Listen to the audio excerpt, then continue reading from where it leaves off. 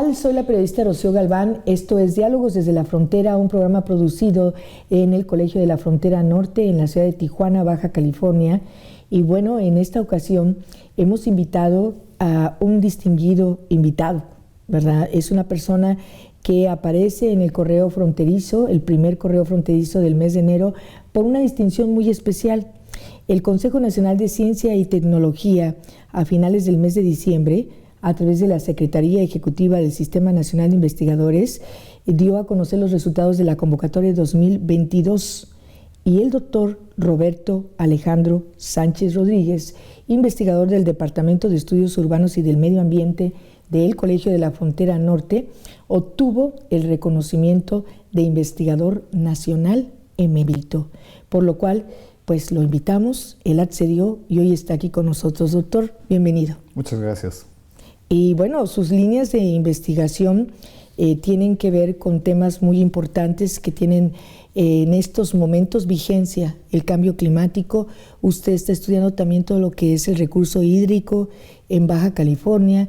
Y bueno, pues perdón que inicie con esta pregunta, doctor, pero pues hemos visto este fenómeno de las olas. Todo el mundo dice que tiene que ver con el cambio climático. ¿Es verdad o no es verdad? Bueno, había que empezar por decir que el cambio climático está sucediendo más rápido de lo que se pensaba aún hace 5 años. Por ejemplo, en el último reporte del Panel Intergubernamental para el Cambio Climático, la diferencia entre estos 5 años es que las evidencias son muy claras de que está sucediendo más rápido de lo que se pensaba y es más intenso.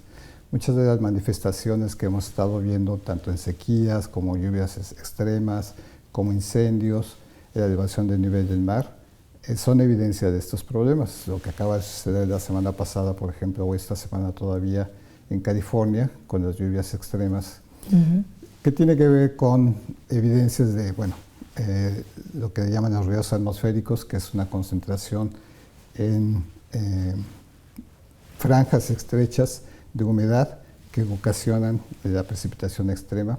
Las evidencias para muchos científicos es que sí, tiene que ver con el cambio climático. Las alteraciones en el clima tienen repercusiones importantes en eventos extremos. Doctor, y vivimos en una zona muy cercana, bueno, estamos aquí, ¿no?, cerca del mar. ¿Esto cómo impacta? ¿La población tiene conciencia de todo esto? ¿O cómo ve usted esa situación como académico y como investigador? Claro, es muy buena pregunta, porque en realidad gran parte de la preocupación de la comunidad científica es la poca atención que la población en general y desgraciadamente algunos tomadores de decisión dan a la evidencia científica del problema que estamos documentando. Esto tiene que ver además con la dificultad que tienen muchas de nuestras autoridades o la población de pensar a largo plazo, de pensar en el futuro. Pensamos en muy corto plazo, o sea, probablemente en este año y en lo que sigue, pero no nos damos cuenta de que las transformaciones que está sufriendo el clima tienen implicaciones muy importantes en el corto, mediano y el largo plazo. Mientras más tardamos en reaccionar, a tomar medidas para proteger el clima y para adaptarnos a esos cambios que ya son inminentes, ya por mucho que hagamos en proteger el clima, ya hay cambios que de todas maneras van a suceder, y para países como México, que es extremadamente vulnerable a los cambios climáticos, es muy importante que se tomen conciencia de este problema y que sobre todo empecemos a pensar en el largo plazo. Por ejemplo, mientras más nos tardamos en adaptarnos al cambio climático, en tomar medidas importantes para adaptarse al cambio climático, se nos van cerrando las ventanas de oportunidad. Si tardamos 5 o 10 años más en empezar a tomar esas medidas, por un lado, las oportunidades de las acciones que podríamos haber tomado se cerraron y las que quedan abiertas van a ser más costosas y más difíciles de llevar a cabo. O sea, con lo que usted nos dice, sí hay cosas que son irreversibles, que sí ya no tienen, o sea, pero hay otras que sí podemos hacer. Hay otras que sí podemos hacer y sobre todo nos podemos adaptar a los cambios que vienen. Podemos empezar a pensar a futuro. ¿De qué manera lo podemos hacer?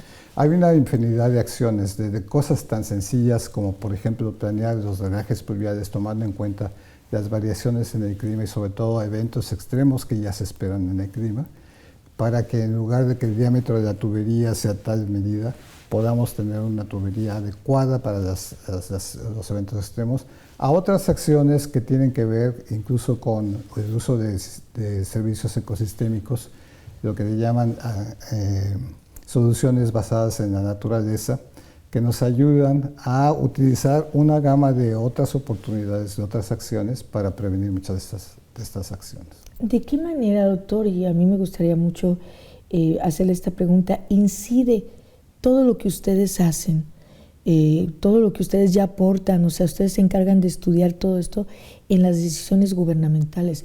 Porque usted lo que nos está diciendo ahorita de lo de la tubería, bueno, pues ya desde cuándo deberían estar haciendo esto. Claro, bueno, y igual que la tubería hay muchas otras cosas, por ejemplo, acciones tan importantes como pensar cómo la economía va a ser afectada por el cambio climático. Hay actividades económicas que van a dejar de ser rentables, entre ellas parte de lo que tiene que ver con la agricultura y, por ejemplo, el problema de la sequía, que lo tenemos encima en esta parte del país, precisamente en todo el norte de México.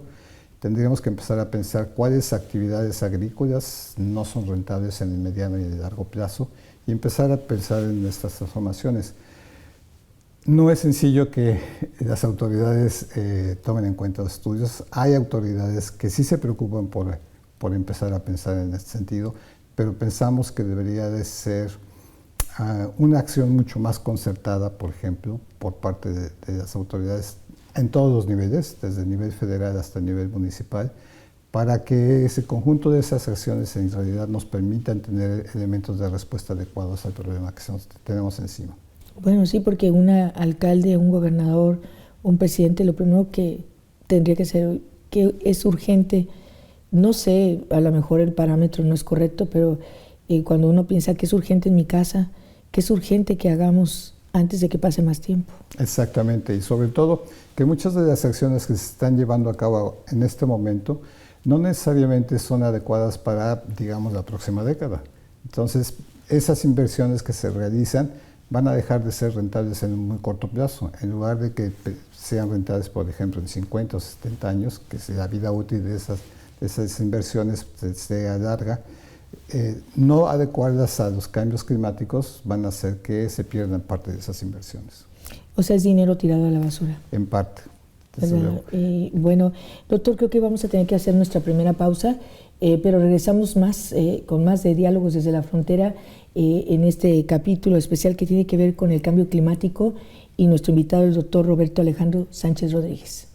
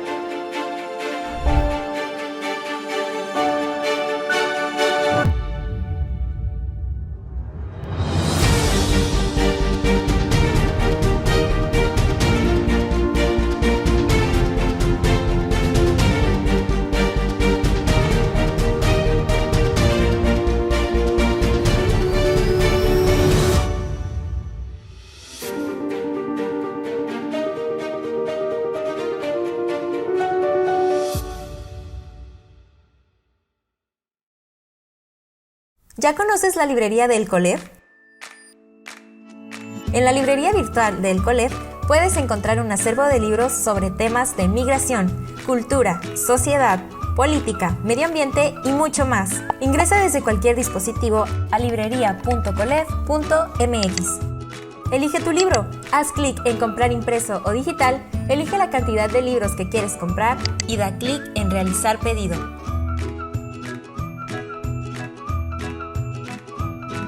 no olvides hacer tu registro de datos personales.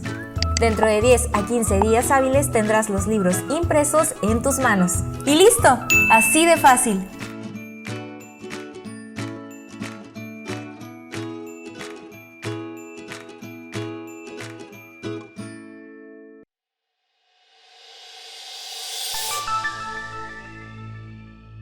Bueno, retomamos esta conversación y nuestro invitado es miembro y vicepresidente del Grupo de Trabajo 2IPC. No sé, ahorita me dice, doctor, qué significa esto.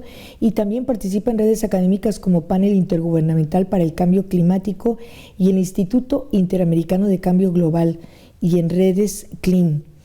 Dígame una cosa, cuando usted se reúne con estos grupos de científicos y analizan, ¿a qué conclusión llegan? Porque están viendo ustedes como personas que estudian directamente, ¿a qué conclusión llegan? O sea, ¿qué dicen al ser parte de estas redes? Claro, en realidad es un trabajo interesante participar en estas redes. Por ejemplo, el IPCC es el Panel Intergubernamental para el Cambio Climático.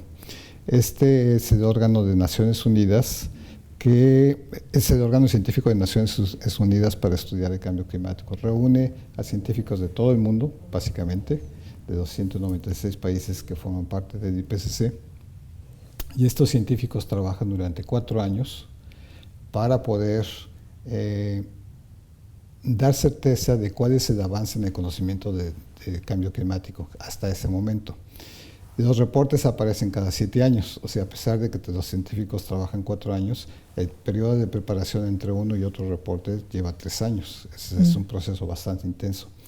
En mi caso, yo participo en el grupo de trabajo 2. El IPCC está dividido en 3 componentes. El grupo 1, que trabaja con la química atmosférica, son los modeladores, etc.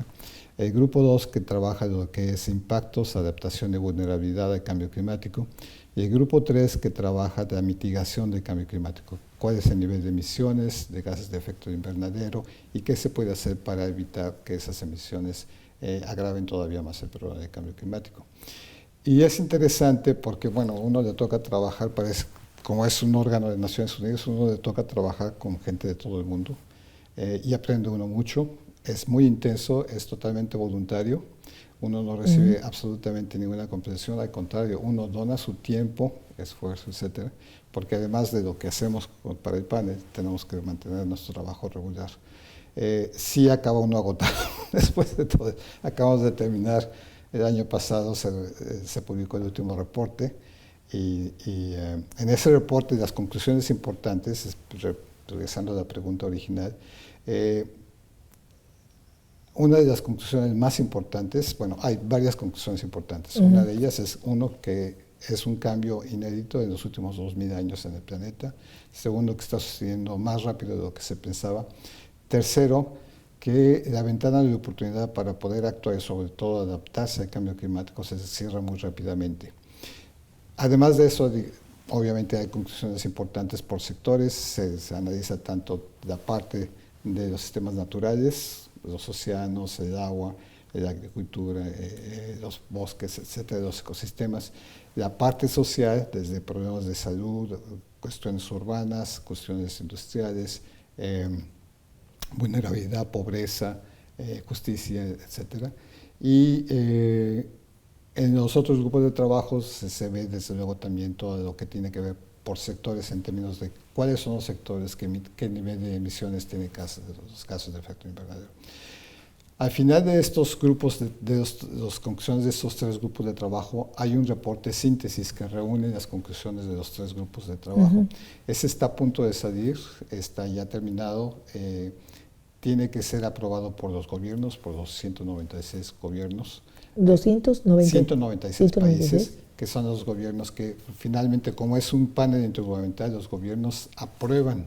Hay todo un proceso de que los gobiernos aprueben las conclusiones de los estudios.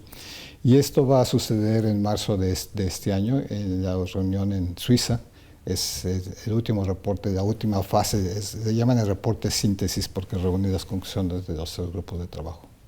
Doctor, y en ese sentido, ¿qué tanto nos llega como población lo medular de ese informe? Si realmente llegamos a conocer, pues lo que usted dice, un trabajo muy intenso de todos estos científicos, claro, casi 200, o bueno, a lo mejor son más por cada país. Sí.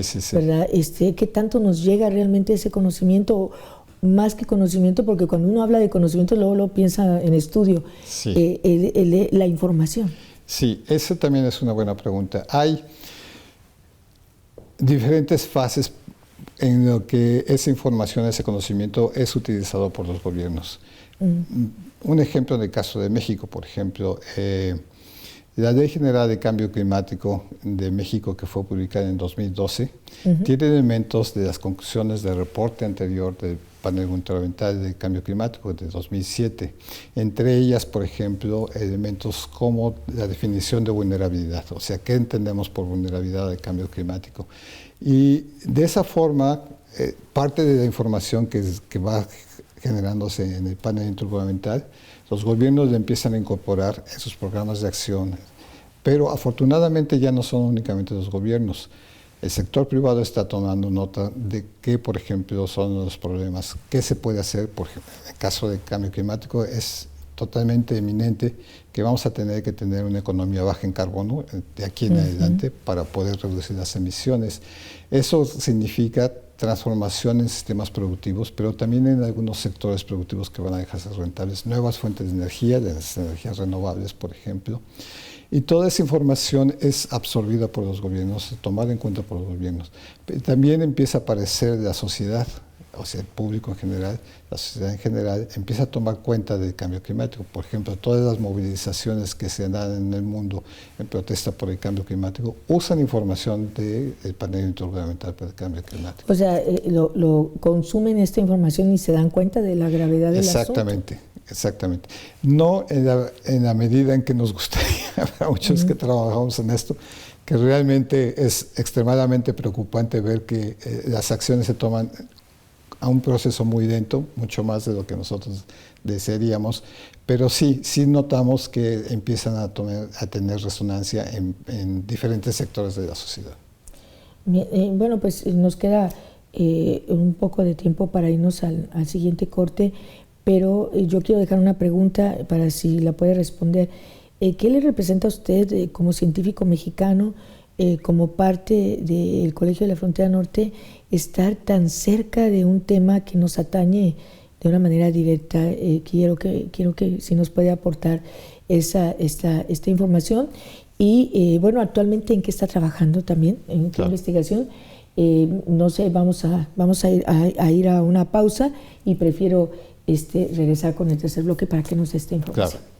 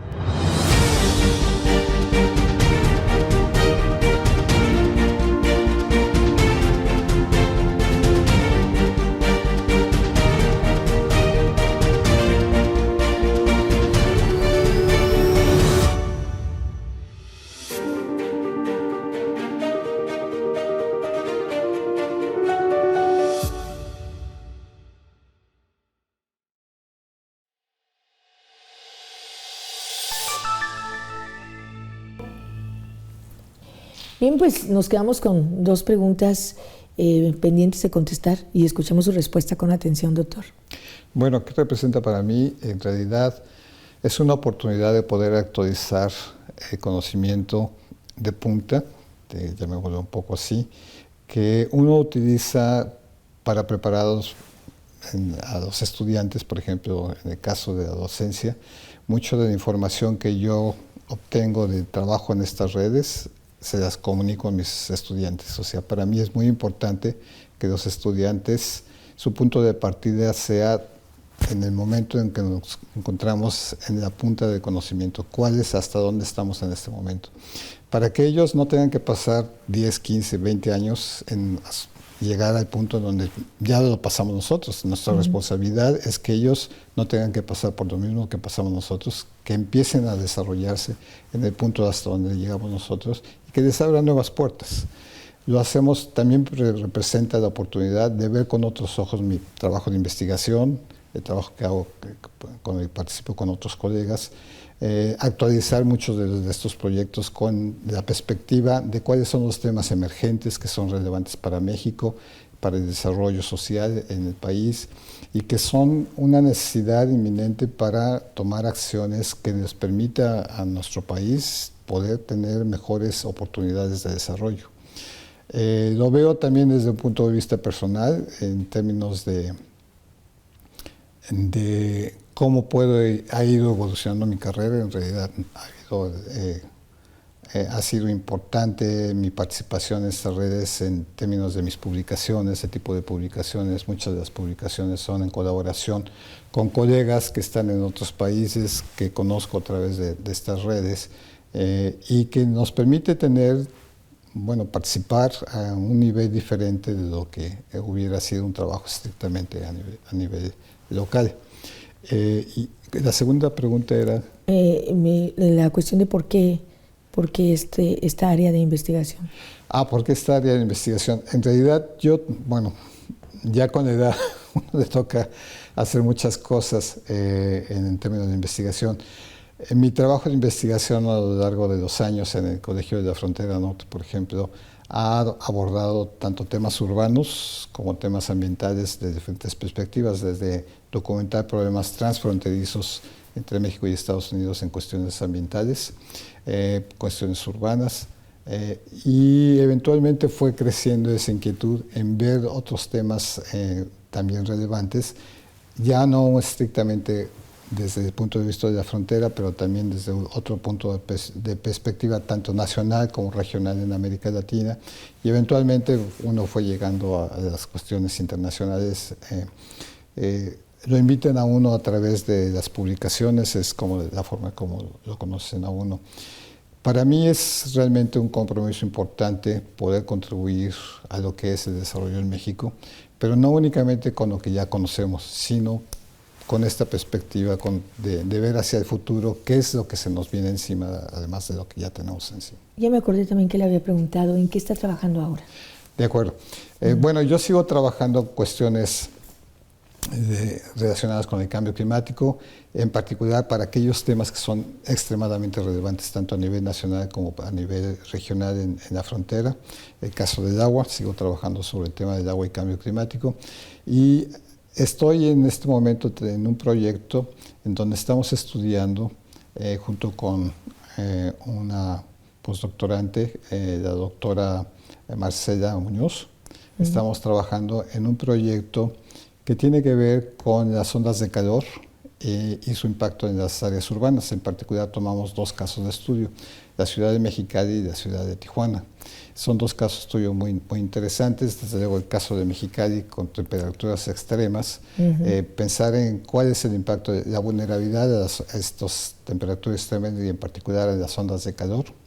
Pero el caso de Tijuana también está asociado con que parte de estos impactos tiene que ver con cuestiones de salud, tiene que ver con cuestiones de dinámica urbana, con la rentabilidad, por ejemplo, de actividades económicas, sociales, y sobre todo pensando en qué se puede hacer en esta idea de ver hacia el futuro para poder ayudar a las ciudades a adaptarse a estas nuevas condiciones. Nos preocupa extremadamente que todos los escenarios disponibles nos dejan ver que esta región va a ser afectada muy severamente por sequías, ya no de unos cuantos años, en algunos estudios se habla de décadas de sequía y van a ser más intensas.